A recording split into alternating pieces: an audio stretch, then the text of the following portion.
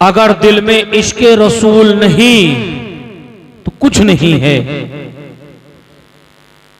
शर्त यह कि दिल में इश्क़े रसूल होना चाहिए, मोहब्बत रसूल होना चाहिए।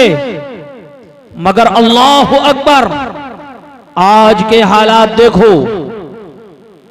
बड़ी मादरत के साथ मैं कह रहा हूं, मेरा कहने का हक नहीं। कुछ आज के हमारे आलिम, कोई 20,000 तय करता है, कोई 30,000 तय करता है, कोई 50,000 तय करता है। प्यारे याद रखो, अगर तुमने 20,000 तय कर लिया, तुमने 30,000 तय कर लिया, तुमने 50,000 तय कर लिया, तूने तो अपनी तरफ से पैसा तय कर लिया, मगर बुलाने वाले की इस्ताअत इतनी ना हुई, बुलाने वाले की ताकत इतनी ना हुई, बुलाने वाले की पावर इतनी ना हुई। वो तुझको 10,000 रुपया दे सकता था, वो तुझको 20,000 रुपया दे सकता था, वो तुझको 10,000 रुपया दे सकता था। जालिम, याद रख, तू अपने आप को कहता है मैं 10,000 रुपए तय करता हूं, मगर अल्लाह की कसम 10,000 रुपए तय करना, मैं अपने उन उलमा से बड़ी मादरत के साथ कहता हूं जो पैसे तय करने के बाद में, पैसे तय करने के बाद में कोई कहीं पड़ जाता है। बड़ी मादरत के साथ मैं अपने उलमा से कहूंगा, प्यारे पैसे तय करना छोड़ दो। क्योंकि इश्क़े रसूल सिर्फ हमारी दौलत की बदौलत नहीं, बल्कि इश्क़े रसूल पूछना है तो बरेली के इमाम अहमद रजा से पूछ। अगर इश्क़े रसूल पूछना है तो अहमद रजा के बेटे मुफ्ती आदम हिंद से पूछ ले। कौन सा इश्क़े रसूल? वो इश्क़े रसूल, नबी के इश्क में नबी का जानिसार निकलता है। न कोई पैसे की तलब रखता है, न कोई दौलत की तलब रखता है, न दौलत दिल में लेकर निकलता है, मगर अल्लाह अकबर अगर दिल में लेकर निकलता है तो नबी का इश्क लेकर निकलता है। अगर दिल में लेकर निकलता है तो नबी की मोहब्बत लेकर निकलता है। और दुनिया वालों को ऐलान कर कर कहता है, ऐ दुनिया वालों याद रखो, मेरे दिल में किसी दुनियादार की मोहब्बत नहीं, आमना के लाल की मोहब्बत है। अगर मेरे दिल में मोहब्बत है तो वो आमना के लाल की मोहब्बत है। कौन सी मोहब्बत? आजकल हम निकलते हैं बड़े शौक से, कहते हैं 10,000 रुपए। प्यारे, ये गलती सिर्फ उन उलमा की नहीं जो पैसे तय कर कर निकलते हैं। इस कौम के उस नौजवान की गलती है जो पैसा तय करने के बाद बुलाता है। याद रखो, तुमने अगर ये अपने दिल में ठान लिया, तुमने अगर अपने दिल में ये मान लिया कि उस मौलवी को हम नहीं बुलाएंगे जो पैसे तय करने के बाद हमारे जलसों में आता है, पैसे तय करने के बाद हमारी महफिलों में आता है, पैसे तय करने के बाद हमारे उन प्रोग्राम में आता है, तुम ये ठान लो अगर हमको बुलाना है तो उस आलिम को बुलाना है जो आलिम न 1 रुपया लिया करता है, न 1 रुपया लिया करता है, न 1 रुपया लिया करता है, बल्कि रज़ाए इलाही के लिए, मुस्तफ़ा की मोहब्बत के लिए घर से निकलता है, मुस्तफ़ा की मोहब्बत के लिए प्रोग्राम में हाजिरी देता है, मुस्तफ़ा की मोहब्बत के लिए प्रोग्राम से वापस आ जाता है। मगर उन कौम के जियालों से कहूंगा, प्यारे याद रखो, अगर तय करने वाला तुमसे पैसा तय नहीं करता तो तुम भी प्यारे इतना पैसा नहीं दे पाते जो उसका किराया पूरा हो जाए। कम से कम रब्बे काबा की कसम, इतनी दौलत, इतना पैसा दे दिया करो ताकि आदमी तय करने पर मजबूर ना हो, ताकि वो पैसा तय करने पर मजबूर ना हो जाए। क्योंकि कुछ इन उलमा की भी मजबूरियां हैं। क्यों? अगर बिना तय करे चला गया तो मेरा प्यारा सिर्फ कोई 500 कोई 100 रुपए पकड़ा दिया। इस प्यारे से पूछो, ए मेरे प्यारे, रात का सफर इस मौलवी ने किया, रात में अपनी जान को लेकर निकला, रज़ाए इलाही के लिए निकला, सब कुछ करने के लिए निकला, अपनी जान को लेकर निकला, अपनी गाड़ी को लेकर निकला, अपना तेल खर्च कर कर निकला, तू उसके तेल का पैसा नहीं दे सकता? अरे प्यारे याद रख, अगर वो तय नहीं करता तो कम से कम उसका इतना किराया तो दे दे जो कि आकर उस महफिल पाक से वापस चला जाए। तो उनको तो बुलाता है जो तय करने के बाद आते हैं, तय कर कर पैसा लेकर चले जाते हैं, तय करने के बाद आते हैं, तय कर कर चले पैसा लेकर चले जाते हैं। काश तो उस आलिम को बुलाता, काश तो उस आलिम को बुलाता, ना तुझसे कोई पैसा लेता, काश तो उस आलिम को बुलाता जो रज़ाए इलाही के लिए आता, जो खुदा और खुदा के रसूल की मोहब्बत के लिए आता, ना तुझसे कोई रुपया लेता, ना तुझसे कोई पैसा लेता, और अपने बयान को सुनाकर चला जाता और दिलों में इश्क रसूल का पैगाम देकर चला जाता और दुनिया वालों को बता कर जाता।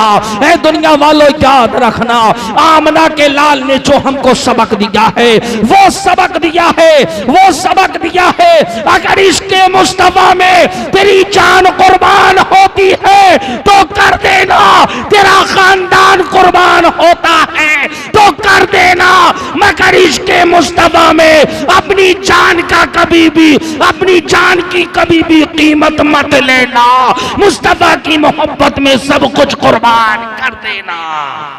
मगर प्यारे, मेरा बताने का मकसद ये नहीं कि सिर्फ पैसा ही लेना हो, सिर्फ मकसद ये है कि उन बाजारू मौलवियों के दिलों में भी इश्क रसूल पैदा हो जाए। उन मौलवियों के दिलों में जो पैसा तय कर कर प्रोग्राम में आता है, चला जाता है, प्यारे इस दिल में बड़े दर्द है, क्या सुनाया जाए, क्या बताया जाए। एक तरफ देवबंदियत खड़ी है, एक तरफ रावजियत खड़ी है, एक तरफ सुलह कुल्लियत खड़ी है, मगर इधर मर्दे मुजाहिद सिर्फ सुन्नी खड़ा है। उसके दिल में आया कोई नबी की शान में महफिल कराया जाए, उसके दिल में आया कोई नबी की शान में महफिल रसूल रखा जाए, मगर एक जबान जो 32 दांतों के बीच में होती है, एक जीभ, अगर जब वो निकलती है तो इन दांतों से कटने का डर लगता है। मगर जब सुलह कुल्लियत भी हो, वहाबियत भी हो, देवबंदियत भी हो, उन सब के बीच में एक मर्दे मुजाहिद सुन्नी निकला। उसने सोचा काश नबी की महफिल को रखा जाए, नबी की महफिल को सजाया जाए, मगर उस बाजारू मौलवी से बात कर लिया जो तय कर कर आता था, पैसे लेकर चला जाता था। उससे कहा महफिल रसूल में आना है, महफिल रसूल में आना है। तो उस प्यारे प्यारे याद रखो, उस जालिम ने क्या जवाब दिया, मैं तो 20,000 रुपया लूंगा, मैं तो 30,000 रुपया लूंगा, मैं तो 50,000 रुपया लूंगा, मैं तो 60,000 रुपया लूंगा। उस जालिम से पूछ, सबके बीच में अकेला मर्दे मुजाहिद खड़ा, और खड़े होने के बाद नबी के इश्क में महफिल कराया। महफिल का जोश सबके दिलों में डाला, मगर तूने सब हिम्मतें तोड़ दिया, तूने उसकी मेहनतों को खत्म कर दिया, तूने उसकी कोशिशों को खत्म कर दिया। काश तू रुपया ना मांगता, काश तू दौलत ना मांगता, तो एक तेरी वजह से वो महफिल हो जाती, लोगों के दिलों में इश्क रसूल पैदा हो जाता। काश इसके रसूल उन लोगों के दिलों में आ जाता। क्या पता तेरी दौलत वो बेकार जाए, मगर तू दौलत ना लेता, चला जाता, उन लोगों के दिलों में मोहब्बत रसूल आ जाती। जब मोहब्बत रसूल आ जाती, क्या पता वो देवबंदियत छोड़कर सुन्नियत की तरफ आ जाता। मगर हर कहीं का यही हमारा हाल हो चुका है। हर जगह से मेरा भाई जाता है लेकर आ जाता है, जाता है लेकर आ जाता है। तूने 50 प्रोग्राम से लिया, काश एक से ना लेता, सोच लेता मैं किसी के बाप के लिए नहीं, रसूल की मोहब्बत के लिए प्रोग्राम कर रहा हूं। यार तुझे पता नहीं कि, तुझे मालूम नहीं कि उस तारीख को तूने याद ना किया जब बरेली के इमाम का बेटा मुफ्ती आजम हिंद अकेला खड़ा हुआ, और खड़े होने के बाद जब मेरे मुफ्ती आजम हिंद ने देखा कि देवबंद के मुल्ला भी बिक चुके हैं, मीडिया भी बिक चुकी है, हुकूमत भी बिक चुकी है, सब बिक चुके हैं, सब एक जबान थे, सबकी जबान एक थी, सबकी जबान एक थी। क्या जबान थी कि नसबंदी जायज है, मगर याद रखना मेरा बताने का मकसद ये नहीं, बताने का मकसद ये है जो नबी के इश्क में बोलता है, जो नबी के इश्क में चलता है, जो नबी के इश्क में अपनी जान की परवाह नहीं करता और अपने घर से निकलता है, तो याद रखना कभी नबी का आशिक बिका नहीं करता, कभी नबी का आशिक बिका नहीं करता। क्यों? ये मेरे मुफ्ती आजम हिंद ने बता दिया।